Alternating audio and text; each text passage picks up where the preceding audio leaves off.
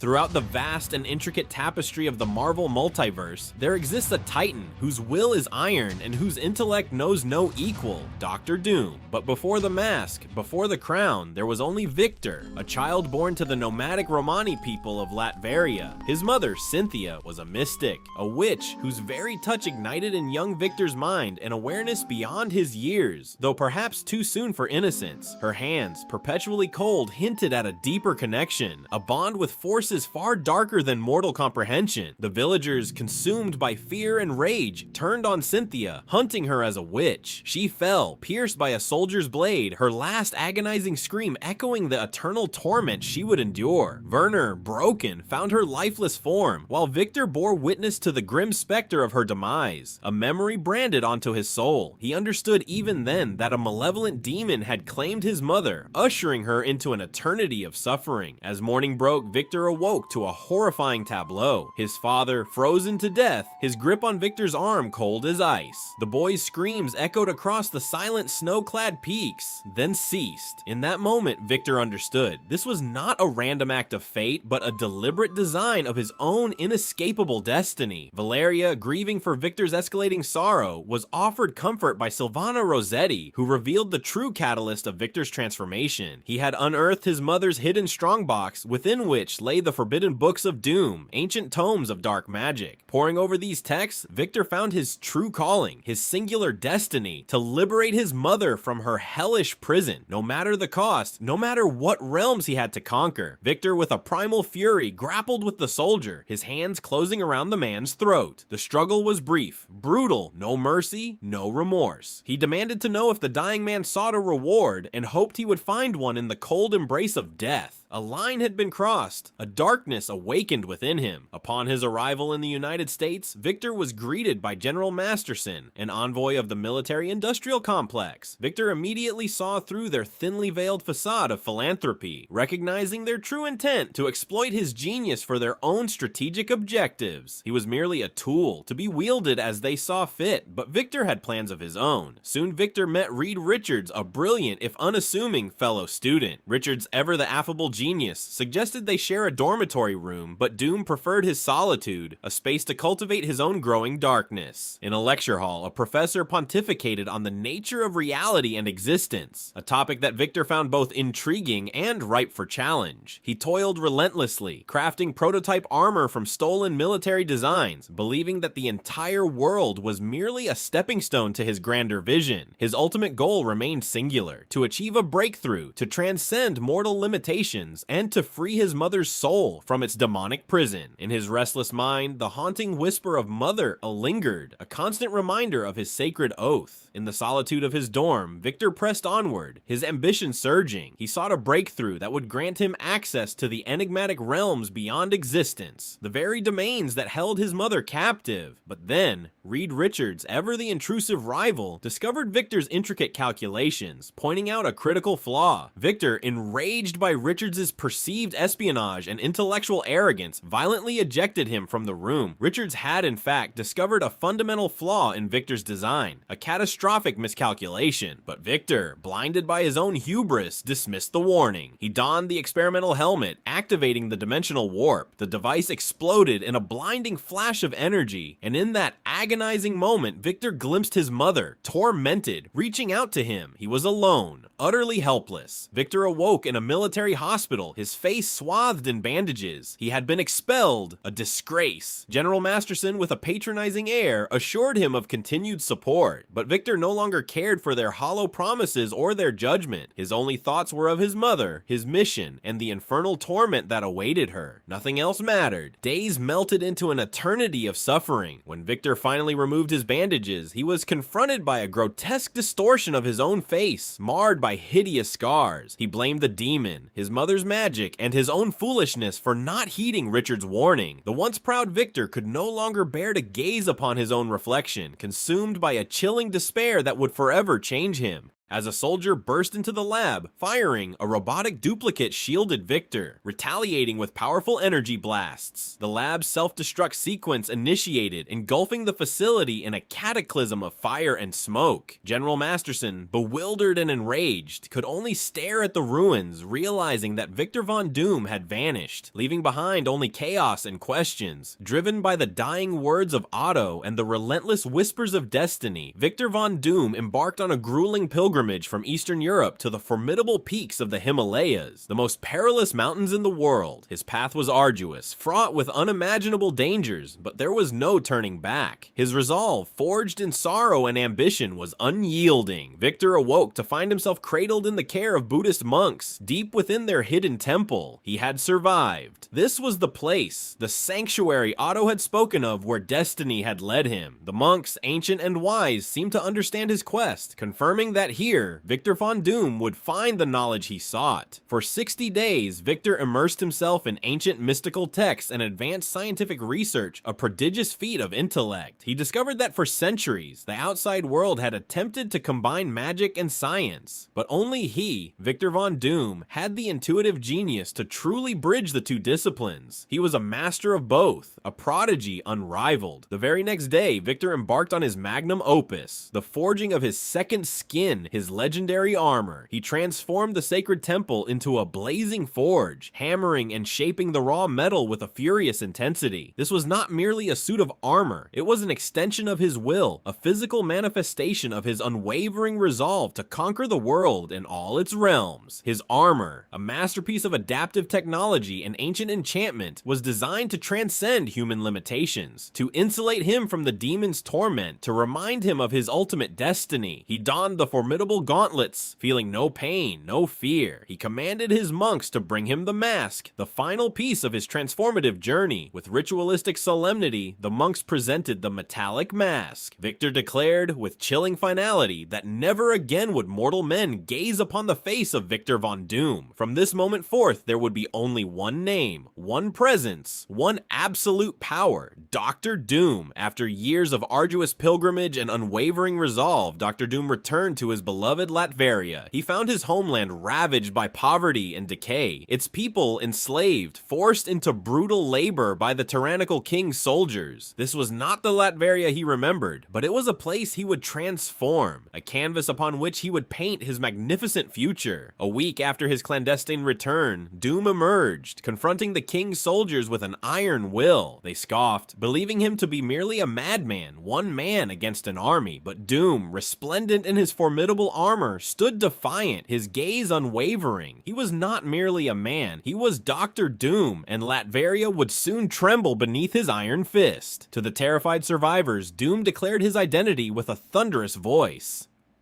I was once Victor Von Doom. I have returned to my homeland to overthrow your baron, to unseat your king, and stain the hills with the blood of tyrants. He proclaimed the end of kings, the dawn of a new era. The word spread like wildfire through the land. Doom says the days of kings are ending. That night, Doom gathered the leaders of the Romani clans, presenting them with a holographic vision of Latveria's glorious future under his rule. Gustav, ever cautious, questioned the king's military might, but Doom, with chilling confidence, revealed his superior arsenal. This was no debate, he declared. This was a decree. He would lead the revolution, and it would succeed. Vladimir, dismissing the sniveling little man behind the mask, questioned Doom's audacity, but Doom, revealing his true armored form, stood before the king, his presence radiating menace. Vladimir recoiled in horror as Doom prepared for his final triumphant act, the overthrow of the Latvian monarchy. The king's reign was at an end, but neither side moved. Vladimir, horrified, realized it was magic, Doom's power, that held his army captive. He screamed, demanding his men attack again, but they remained frozen, ensnared by an invisible force. His kingdom was lost, his power, his rule, utterly shattered by the formidable might of Dr. Doom. Doom, with a devastating pulsar burst, crashed through the cathedral's stained glass, making a dramatic entrance. Vladimir, shrieking in terror, pleaded for mercy, but Doom, unyielding, dismissed his pleas, his metallic voice echoing through the sacred halls. This was not merely a conquest, it was the final act of his vengeance, a testament to his indomitable will. Within the hallowed halls of the cathedral, Doom confronted Vladimir, revealing his true scarred face. The king's gods, it seemed, offered no protection. Doom, with chilling finality, defeated Vladimir, declaring his reign at an end. The old king lay broken, his rule shattered, and now, Doom declared, his true era began, a new age for Latveria under his absolute command. Latveria under Doom's iron fist was swiftly rebuilt, transformed into a new capital city. The town where his rebellion began became a symbol of his triumph. Victor von Doom was crowned the undisputed monarch of Latveria, ushering in an era of peace and prosperity, a legacy proclaimed throughout the land. Long live Von Doom! In the deepest dungeons of his castle, Doom confronted Boris, who observed the profound transformation in his master. Doom revealed his ongoing bargain with the demon Mephisto, an eternal struggle to free his mother's soul. Mephisto, ever the cruel showman, demanded patience and amusement, promising that Doom's power would only grow, but his mother's freedom would remain forever out of reach. Mephisto offered Doom a diabolical deal, the love of his people, Latveria's eternal devotion, but his mother's soul would forever remain beyond his grasp. Doom, with grim determination, accepted the terms, declaring that he would still win no matter the cost. Boris, observing the exchange, realized with chilling clarity that Doom, in his pursuit of ultimate victory, would never truly win, forever bound by his Faustian bargain. As the reporter attempted to leave, the dungeon cell door slammed shut, trapping her. Boris, remorseful, revealed the terrible truth. Once you enter Doom's dungeons, you never leave. He confessed his own role in Doom's grand deception, his stories meticulously crafted to safeguard his master's secrets. The reporter's screams echoed through the dark halls, a final horrifying testament to the absolute power of Dr. Doom. And that is our abridged summary of The Books of Doom. Want to learn more about the terrifying rise of Latveria's Iron Monarch? Subscribe to our channel.